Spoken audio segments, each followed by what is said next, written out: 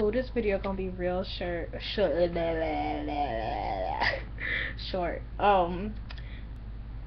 I know I'm really late, but I'm finally getting around to reading the 50 Shades of Grey. And let me tell you something. I am on page 61. And I am so through with this book right now. Like, I am so done.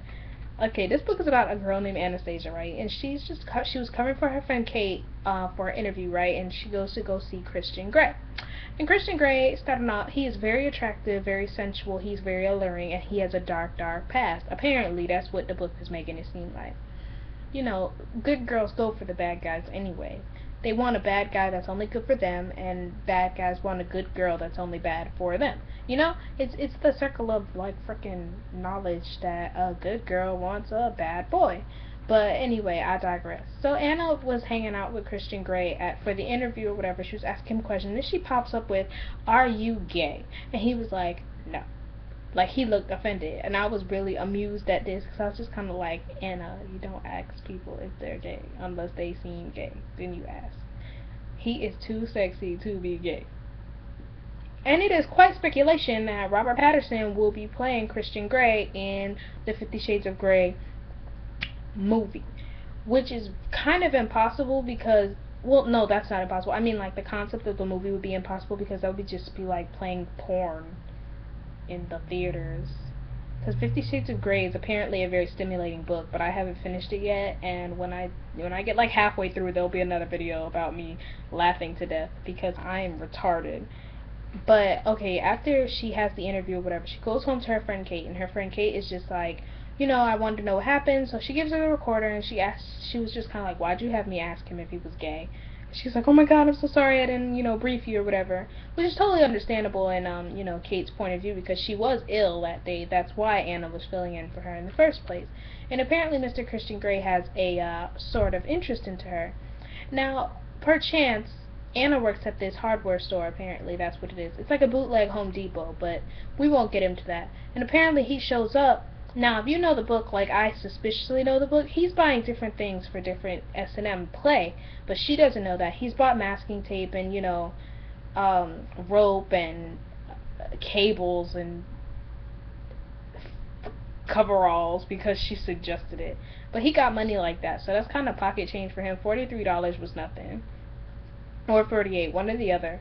And so he leaves the hardware store, and he's just kind of like, I'm glad to see you again, or whatever. Would you like to do the photo shoot for the newspaper, the article? So, he gives her his cell phone number, and she's like freaking out in her head. She's kind of like, oh, he was so there for me, and her subconscious was just kind of like, no.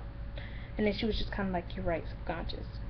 So I feel kind of bad for her because she doesn't really feel like she's pretty, and apparently all his workers are blonde, and that kind of put her off too because she is not blonde. My dog Anastasia is a brunette. Shout out to the brunette power. Oh yeah, my nails are gray. Oh, that one's gray. Oh, Christian Grey, you get it? Huh? It's a pun. It's funny.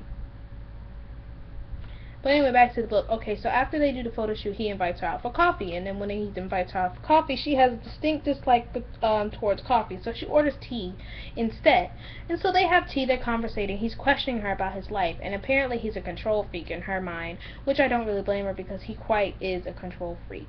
And then so they move out of the coffee station or whatever, and they go outside, and they begin to walk back to her car, because he's a gentleman like that. And on the way back to almost walking back to her car, she almost gets run over by a cyclist, and he saves her, and then he says her dead in her face that he is not the man for her. Apparently in this book that Miss Anastasia is apparently a virgin, but I haven't really gotten to that part yet. I'm just making a prediction, and if I'm right, I'm gonna say bam in your face, I was right. And nobody spoil it for me because I will slap somebody. I really will. And so after he saves her and tells her that, she kind of just walks off and she tells him goodbye. And so after that, she goes home. Kat tries to interrogate her, but she makes up a lie really fast about how she isn't upset about that or whatever, that she almost got hit by the cyclist anyway, which is not a lie. It's completely the truth anyway, but she's just leaving out important aspects of what happened afterwards. Now the days pass by. She finishes her exam and they go out to celebrate at a bar. And at the bar, she gets up to get more drinks. Her friend Jose, who she has known for a while, and she knows he has a crush on her, but she doesn't, initiate anything. He has a crush on her and he lets her go because they were dancing or whatever. So she goes in the bathroom, she washes up, and she calls Christian by accident. Well, not on accident, in a drunken spur of the moment. And she calls him and he questions her where she is, and then she hangs up and she's like, haha, mission accomplished. Well, not really, because I didn't find out why he sent the books. By the way, he sent her first edition books from some book that I haven't read yet, and it threw her off because their first edition and the first edition books at the local bookstore was $14,000, and these were in better condition, so apparently they cost more. Anyway, moving on. He calls her right back and he tells her that he's coming to get her. And after he calls her to tell her she's coming to get her, she drops the phone, but she picks it back up. She goes out, she walks back out. Her friend is worried about her. Kate is worried about her, and she's just kind of like, I'm going to go outside and take a fresh air breather, because I am very, she's out of whack or whatever. So she goes outside, and her friend follows her, Jose, I mean, and he's like he was trying to kiss her, and then Christian Grey, surprisingly and Superman-like, comes into the picture, and he tells him to get off of her. Wow, this really isn't a short video. And after that, she kind of hurls on the side of the street. That's how far I got. Can you see why I am so done with this book? I just wanted to share my thoughts. But all in all, right now, it's a really good book. I don't see why a lot of people were bashing it in the first place if they haven't read it yet.